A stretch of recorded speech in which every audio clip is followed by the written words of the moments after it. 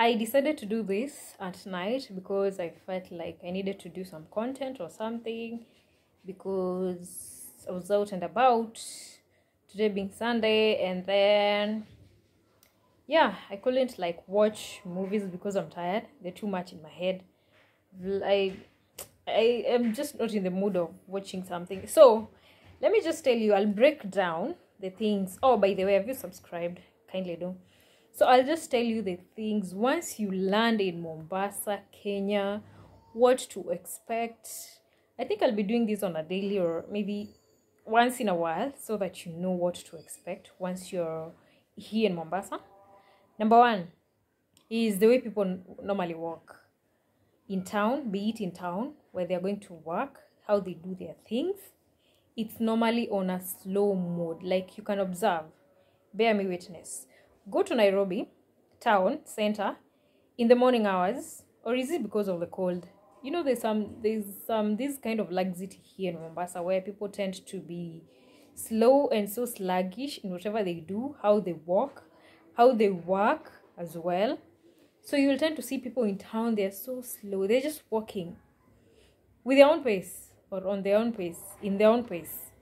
Any that makes sense. Just pick any that makes sense to you. So you'll see people walking just slow. And you won't ask anybody because they're going to work. That's slow, imagine. So the other thing is, I decided to write all of them down so that I don't forget some or I don't repeat myself, because talking for long, it's normally so you might repeat yourself, humans, yeah. So, and also how they normally package. You can go to a supermarket. Like people, they are just slow. Like in nature, I don't know if it's nature or maybe it's because of the weather here that is making people so, they get so exhausted or worn out so quickly early in the morning at around 10. You can hear someone saying, I'm already tired, and it's already in the morning. So you can imagine the rest of the day, how the day will be. Anyway, a little willpower never hurt anybody, but for me, that would hurt. So the late, okay, also late opening hours. Like people tend to open their workplaces or stations at around 9 going to 10 is when you see maybe a shop is opening or someone is opening, or maybe the person in charge who was left with the keys trying to open the shop at around 9 or 10. Even if you're traveling, I tell you, I kid you not, when you land to Mombasa early in the morning, so many things, they're not functional.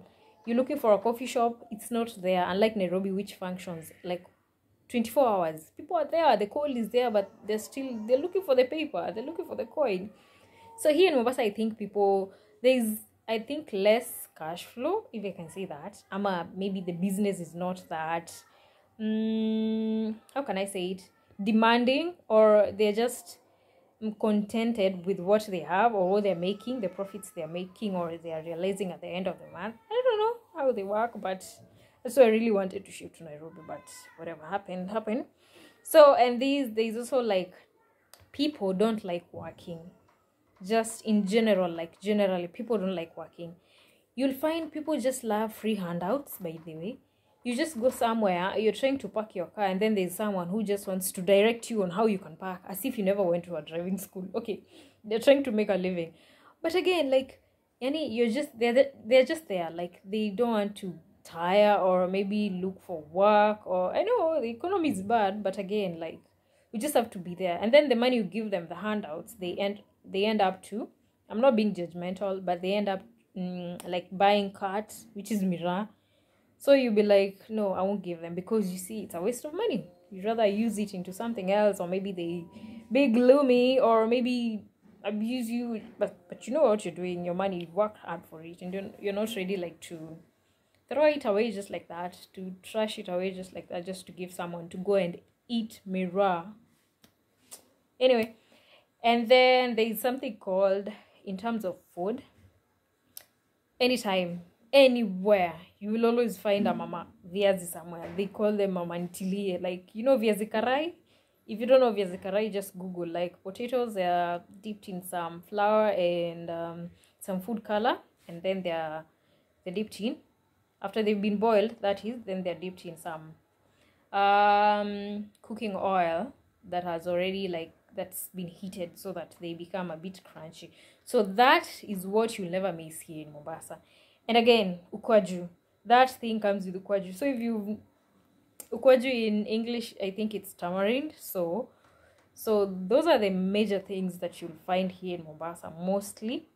And then we also have, this one scares me most of the time. I remember this one time, you will always find a group or a gang of boys, I don't know, illiterate boys, just to say, I don't have the money to take them to school, but they don't love school.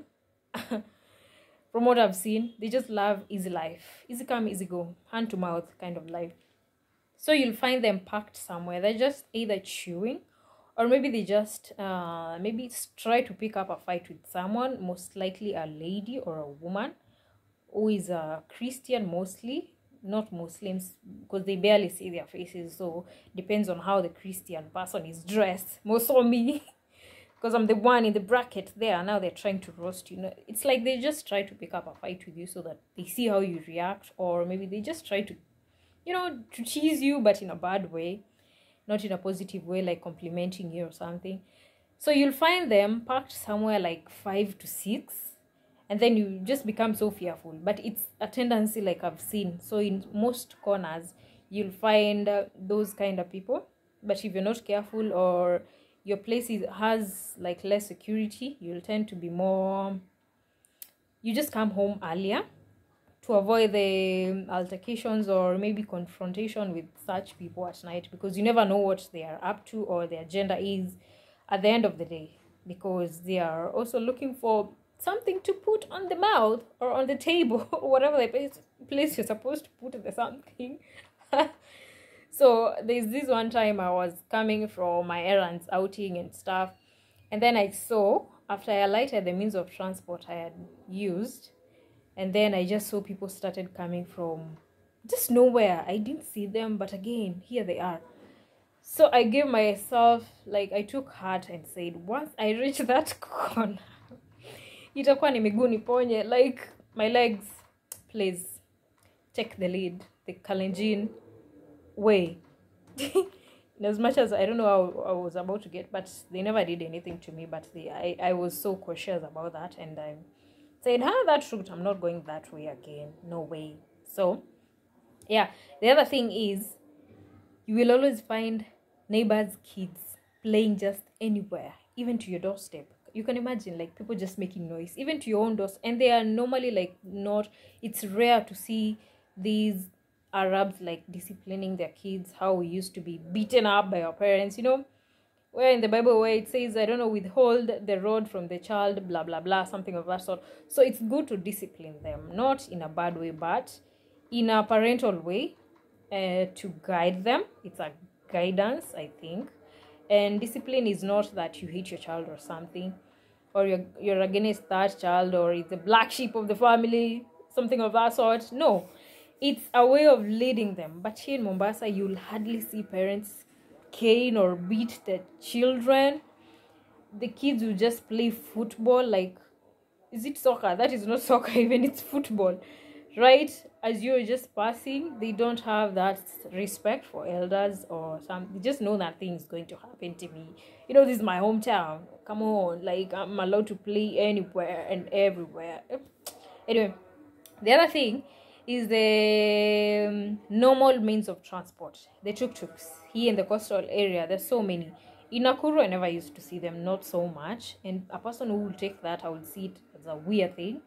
Only my classmates who used to live in Mombasa used to love those things. I used to fear them because it's a 3-wheel thing. How do you take that as a means of transport? But when I got here in Mombasa, I had to like get used to it, and I think it's just normal. So there's so many here in Mombasa, and you'll get to bump to a lot of them just from anywhere. Like, they just stand in between the road.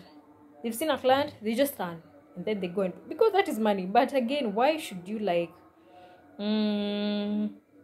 how do we call kuvunja sherehe in English? Break the rules. Yeah, just like that, just because you've seen the money. And most of them, they are not self-employed, so they utilize every moment they get to like ferry clients from one area to another, or one location or locality, or you can say it, to another. At the end of the day, they give the owner of the tuk-tuk total, like, they remit, or how can I say it, they give the total my sub for the day. They call it my sub in Mombasa. Oh my god. Hey, going to a strange town, it's just funny and just so chaotic. So you'll get so many of those are the most common means of transport, I can say, here in Mombasa. No buses, you'll only, like, it's so scarce to see buses, maybe one or two, and they only head to one location, which is, I think, Bamburi. I've only seen two, unlike Nairobi, where you see a lot of them, so pimped, so classy, and different prices. So here it's just normal for the normal mwananchi. And then we also have the use of vulgar language anytime, any day. You can just be told, I don't know, shoga, I don't know, you just be called dogo, so you don't take it as offensive, because that is what they are normally used to. That is their, like, home language. So once they call you like shoga, like, you're like, you have to get used to it. But if you take things to heart, sorry.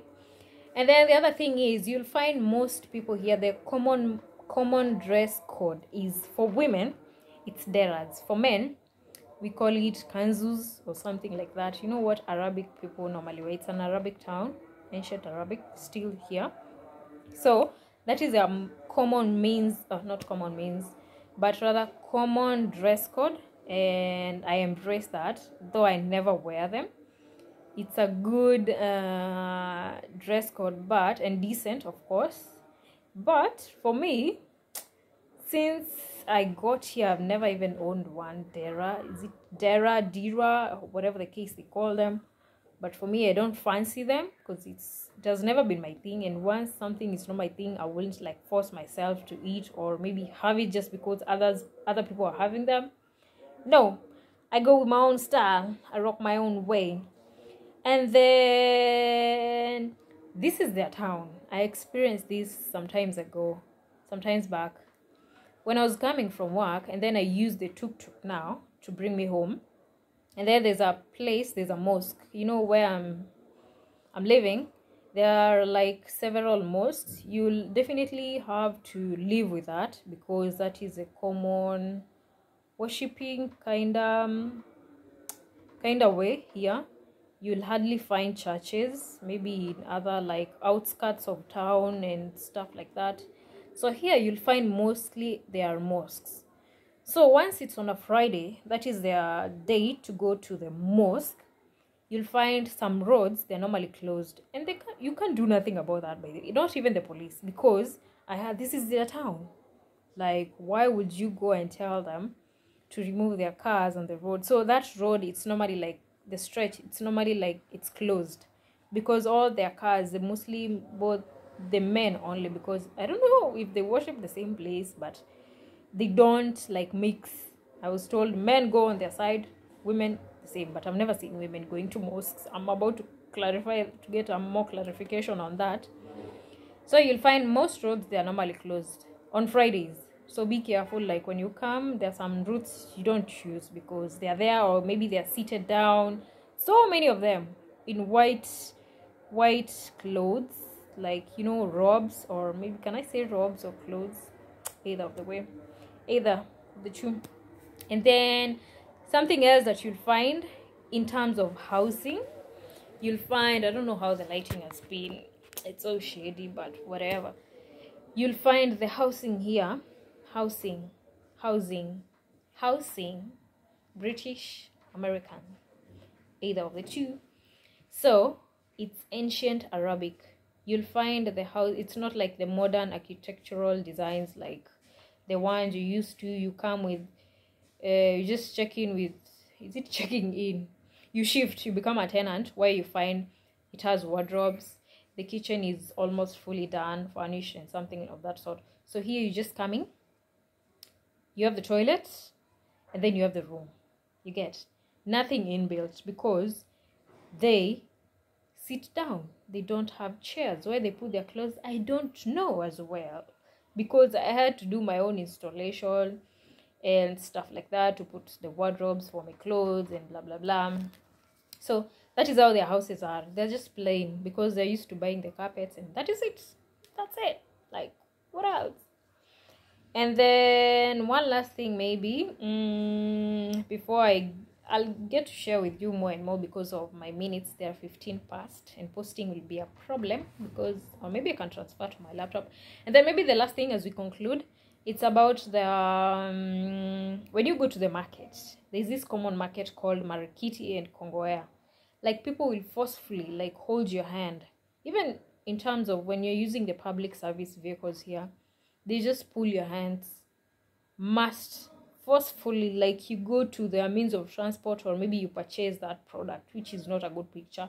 Because people, I'm that person who shrinks, like when I come into contact with someone's sweat or skin, it really like irritates me in some way. I don't feel so comfortable, because I feel like you just feel so ticklish. Not even ticklish, it's so, you tend to feel like, I don't know, there's that feeling of ish, like, oh my god, no way. And then the person who touches you is maybe chewing some cat mirror, and then they're sweaty, you don't know where they were, like, and then they come into contact with your skin. Maybe you have a sensitive skin, or maybe they have a wound. So be cautious when you don't allow just people to just touch you at your, come here, sujida, kuja to, no, please. I'm always like, bro, I'm not going, don't touch me. And then some maybe take it offensive, and people here, they're so shallow-minded, some, and then they start abusing you, blah blah blah. Me, provided they're not paying for me my transport back home, so I normally don't give a total shit about that. Yep. So that was part of the lifestyle here in Mombasa. Maybe I'll get to share with you more the things I normally experience in a day. I'm like, wow, this is just a very strange town. Unlike the towns I've lived, the outskirts, all the way to Turkana, and Arabs, yani, they live a completely different life than us Christians, which is understandable, and not really like Arabs, but just how their lifestyle is, culture. It's good to learn all those. They just so different with how they do their work, with how they communicate, with how they dress, without the kinds of food they cook, they eat. Maybe I'll get to showcase some to you so that you can see, like, they're so different. Even the spices they use a lot of spices in their foods and stuff like that. Yeah, it was also a spice town. Was this the one? Was this the one, or Zanzibar? Something like that. We're not so far from Zanzibar anyway, but we have a lot of spices, and they really value that, unlike us Christians. So it's good to go to new towns, new cities, and discover. This is another city. This is city number 001. So Nairobi, I think, is 02, and etc., etc., etc., like that. So hope you learned something. So when you come to Mombasa, just know what to expect. You just be pulled from anywhere. A tuk-tuk will come from anywhere and bump into you if you're not careful. That is, this is not like any other towns where you see a matatu, which is okay, and they don't just usually come from anywhere, unlike here in Mombasa. So there are a lot of them. Even there was is it a crackdown? Like, they shouldn't bring more because the town is already full with tuk-tuks, yellow everywhere. Is it yellow or mustard, whatever the case. So that's it, guys. It's been almost 20 minutes. It's 18. So hope you learned something. Remember to subscribe. I'm almost being monetized, so that is why I'm so happy. I'm really pushing for this. I'm really working towards it. I'm really giving it my heads and toes and everything and my soul, so that we can start earning some money. And I opened a TikTok account, same username, Grace Yuge. So remember to give your girl a thumbs up, and yeah, share with your friends what is in Mombasa. And if you're in Mombasa, text me on Instagram. I show you places to visit and how to have fun around. You don't have to book all those expensive stuffs and your own budget stuffs like that. I'll do for you some good wonders. So keep me as your plug. Take care of yourself and have a good night. It's already night, so whatever the case.